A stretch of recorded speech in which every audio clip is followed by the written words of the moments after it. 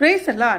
கொஞ்ச நேரம் இளைப்பாறுவதற்காக தனியாக இருக்கக்கூடிய இடத்துக்கு போவோம் என்று இயேசு ஏன் சொன்னார் என்பதை பார்க்கலாம். சேவை செய்யவும் சிலுவை சுமக்கவும் ஆவிக்குரிய அறுவடையில் தேவனுடைய வசனத்தை அறிவிக்கவும் இயேசு நம்ம அழைக்கிறாரு. அதே நேரத்தில் நாம் ஓய்வெடுக்க வேண்டும் என்றும் நன்றாக சாப்பிட வேண்டும் என்று கூட அவர் வலியுறுத்துகிறார்கள். ஒரு முறை சீஷர்கள் அப்போதுதான் ஊழியம் செய்துவிட்டு களைப்புடன் திரும்பி வர்றாங்க. அவர்கள் பசியுடனும் களைப்புடனும் காணப்படுறாங்க. ஆகவே இயேசு அவர்கள் களைப்பை கண்டு மார்க் 6:21 அவர்களை நோக்கி வனாந்தரமான ஒரு இடத்தில் தனியே சற்று இளைப்பாறும்படியாக போவோம் வாருங்கள் என்றால். ஏனென்றால் வருகிறவர்களும் போகிறவர்களும் அநேகராய் இருந்தபடினால் போஜனம் பண்ணுவதற்கும் அவர்களுக்கு சமயம் இல்லாது இருந்தது. இயேசு சீஷரிடம் நீங்கள் போய் உணவு வாங்கி உண்டு இளைப்பாருங்கள் என்று சொல்லவில்லை. மாறாக என்னோடு வாருங்கள் ஓய்வெடுங்கள் என்றார். உண்மையான ஓய்வு என்பது வேலையை நிறுத்துவது மட்டுமல்ல, அது இயேசுவுடன் அமைதியாக இருப்பது.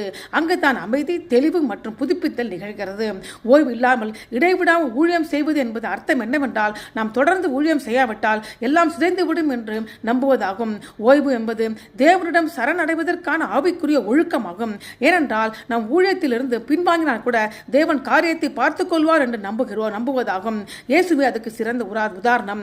இயேசு ஜெபிப்பதற்காக அடிக்கடி தனிமையான இடத்துக்கு சென்றார். படகில் தூங்கினார். சமாரியாவின் கிணற்றின் அருகே ஓய்வெடுத்தார். கூட்டத்தின் கோரிக்கையால் திணறும் பொழுது அவரிடமிருந்து தப்பிக்க தனியான மலைக்கு சென்றார். தேவனுடைய ஜனங்கள் ஒரு பொழுதும் ஓய்வெடுக்கவில்லை என்றால் அவர்கள் சேவை செய்வதில் மகிழ்ச்சியை இழப்பார்கள். தேவனுமான நெருக்கத்தையும் தங்கள் நோக்கத்தின் தெளிவையும் இழந்து விடுவார்கள். வலிமையான ஆவிக்குரியவர் கூட சோர்வில் வீழ்ச்சி அடைவார்கள் என்பதற்கு எலியா ஒரு சிறந்த உதாரணம். 800 கள்ள தீர்க்கதரிசிக்கு எதிராக தனது பெரிய ஊழியத்துக்கு பிறகு இறக்க விரும்புவதாக எலியா தேவனிடம் கெஞ்சினார்.